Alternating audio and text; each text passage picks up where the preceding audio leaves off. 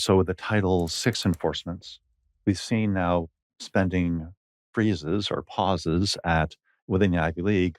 Columbia was the first, but Columbia, Harvard, Penn, Princeton, now Brown, Cornell and Dartmouth are the two remaining ones. But 5 out of the 7 Ivies at least have faced or are under or are soon to be under, let's say, um, very significant pauses, budgetary numbers. In our case of Harvard, at $1 billion. The one at Brown is $500 million. Massive pauses on funding, which are fundamentally disrupting those institutions.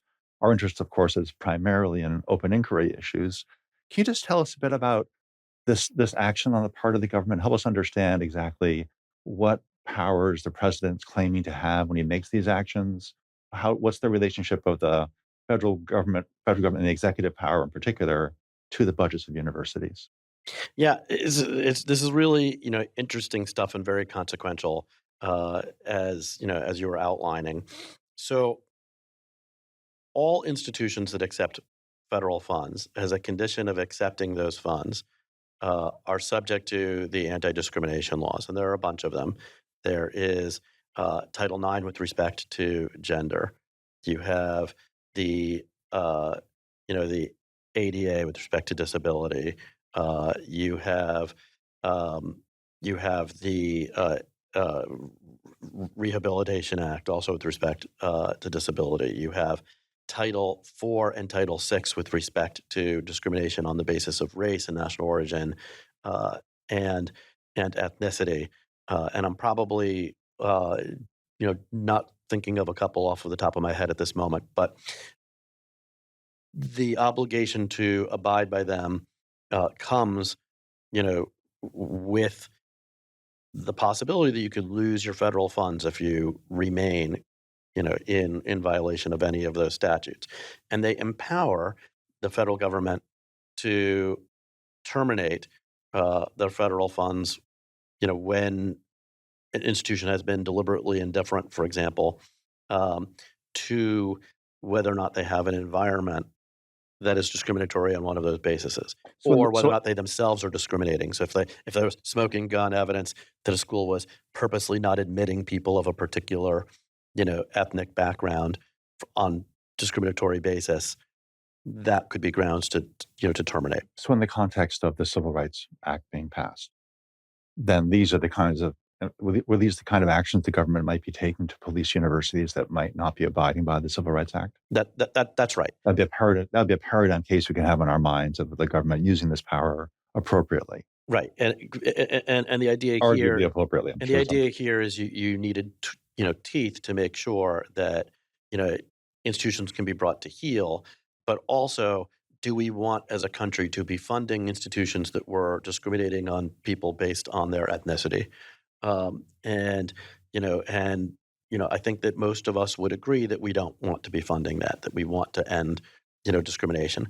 But what is tricky here is you are dealing with campus environments that may or may not be anti-Semitic, may or may not have Islamophobia, may or may not have a lot of different elements in a time in which people are, you know, very heated and have very strong emotions about what is happening globally.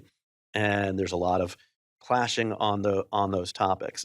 So schools have been So just struggling. put names out, making space on campus to have people who want to contest, for example, Israelis' foreign policy or contest the actions of Hamas regarding holding of hostages.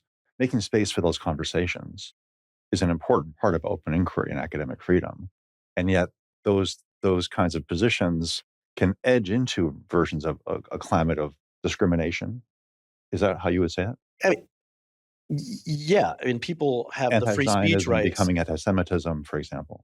People have the free speech rights to take whatever position they want on any of these issues. So the question, as we'll discuss further on, is whether or not someone is anti-Semitic or whether or not they hold views that are Islamophobic.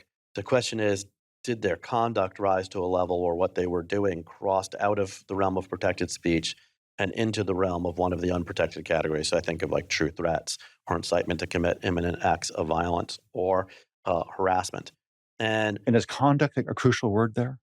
it is because, the case law recognizes that there are ways people can use their words that resemble conduct more than argument. Um, those were the categories that I just listed, not in this particular context of campus, but say defamation might be, or committing fraud, are others where you might, defraud someone through your words, but convince them to send you a massive check with the claim that there's a Nigerian prince on the other side holding onto your money. But like the main focus here is that schools have dual responsibilities. One, to uphold people's free speech rights. Now, that's, completely the case at public institutions where there's been decades and decades of Supreme Court case law saying the First Amendment applies in full force on public institutions. But at private institutions, there's a great deal of case law that says that if they promise free speech rights or if they promise academic freedom, they can't get people to act in reliance on those commitments and then not follow through on those promises. And it's regulated under a contract law, but the courts, in evaluating whether the contract was honored or broken, analogize to the equivalent First Amendment rights. So, for the purpose of this conversation, I just want to talk about free speech rights, more generally, because it's such an important part of open inquiry.